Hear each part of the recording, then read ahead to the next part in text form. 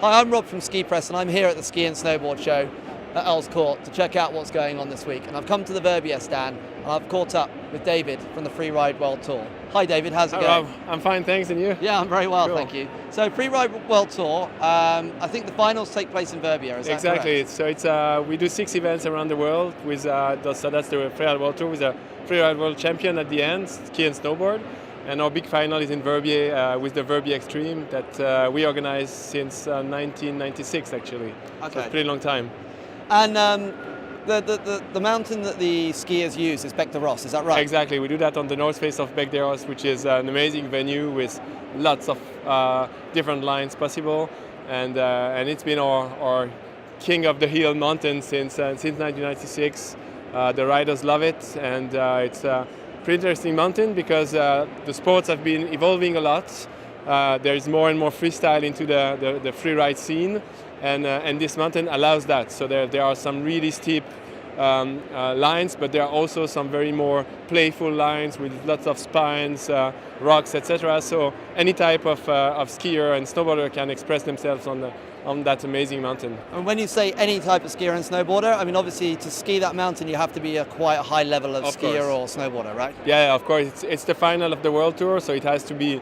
It's the kids' bull of freeriding for sure. And even the pros that are invited to the event, because you need to qualify to the event, only the top ranked in the Freeride World Tour ranking are invited to go to Verbier for the final, and even them, it's really a challenge to ski that mountain. But what I wanted to say is that any type of skier, because within the freeride scene you have guys with a really strong alpine background and you have other guys with a very strong freestyle background. So any of them can win on that particular mountain because it allows many different type of lines. Okay, so as a spectator, if you want to go to Verbier to watch the Freeride World Tour finals, what time of year does that take place? So it's always the third weekend of March.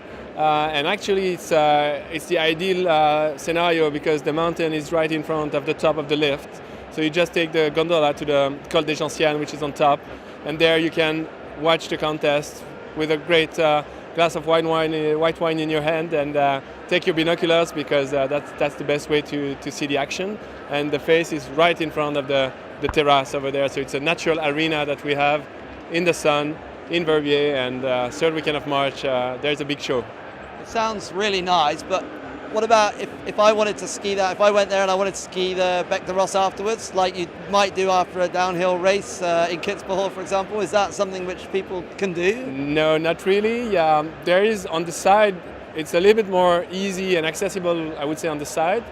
But what we came up with this year for the first time is the Freeride World Tour Club, and it's actually something that we propose to the ski schools all over the Alps, so people can learn freeriding with a methodology that we've put together as Freeride World Tour and together with the pro athletes.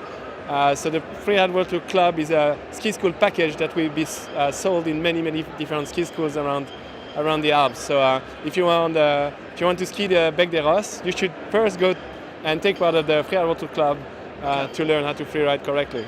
So what would you say to any aspiring young skiers who want to get into freeride skiing and actually see maybe that one day they could be skiing down Bec de Ros in the Freeride World Tour finals? So the Freeride World Tour is organized as a kind of a big pyramid. So the top of the pyramid is the Freeride World Tour, but then we have a league which is the Freeride World Qualifiers. So it's 50 events around the world. So if you do those events, you score points in the Freeride World Qualifier ranking, FWQ ranking.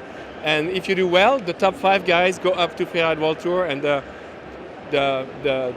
less good guys in the Freeride World Tour go down. Each season there is a system going up and down. And underneath the qualifier level, we have the Freeride Juniors, which is also a series of events everywhere around the world for the riders who are between 15 and 18, because you need to be more than 18 to be at FWQ or FWT level. Yeah.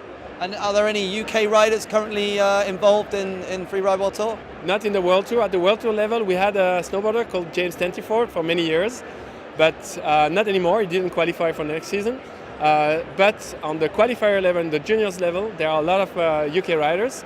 And the good news is that there is a FWQ event in the UK right for the first time this season, and it's going to be in Glencoe.